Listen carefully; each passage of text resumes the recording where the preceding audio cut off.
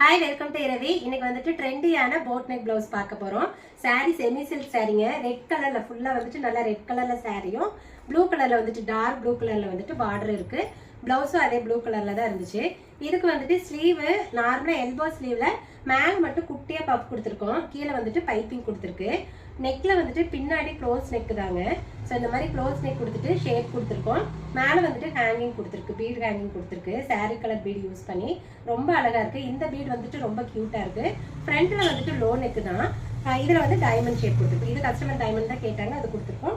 ஃபுல்லா வந்து பைப்பிங் கொடுத்துருக்கோம். ஏன்னா பைப்பிங் கொடுத்தாதான் இந்த ஷேப் வந்து நல்லா என்ஹான்ஸ் பண்ணி காட்டும். ஸோ அதனால அந்த மாதிரி கொடுத்துருக்கு.